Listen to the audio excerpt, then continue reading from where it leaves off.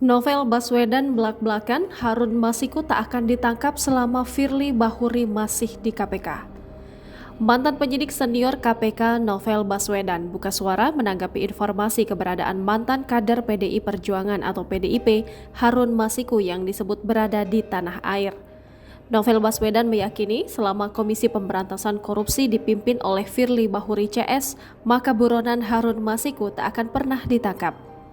Novel Baswedan meyakini Firly Bahuri tak bakal menangkap Harun berdasarkan sejumlah hal. Ex-penyidik senior KPK itu sedikit banyak mengenal Firly Bahuri sewaktu bertugas di lembaga anti rasuah. Seperti diketahui, sewaktu Novel Baswedan menjadi penyidik, Firly Bahuri adalah deputi penindakan di KPK.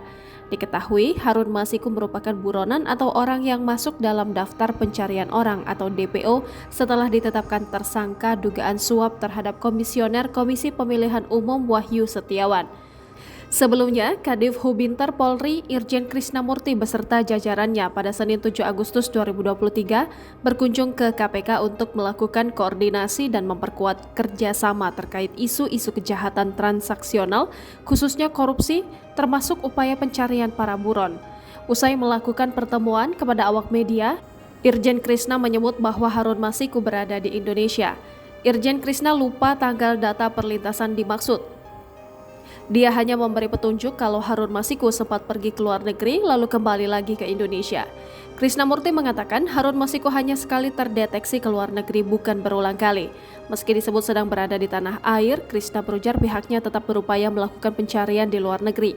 KPK pun menyatakan bakal menindaklanjuti temuan soal dugaan Harun Masiku yang bersembunyi di Indonesia. Harun sudah menghilang sejak operasi tangkap tangan kasus ini berlangsung pada Januari 2020. Tim penyidik KPK terakhir kali mendeteksi keberadaan Harun di sekitar Perguruan Tinggi Ilmu Kepolisian.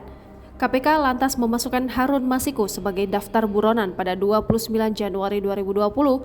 3 tahun berselang, KPK belum juga berhasil menangkap Harun. Jangan lupa subscribe, share, komen, dan like ya!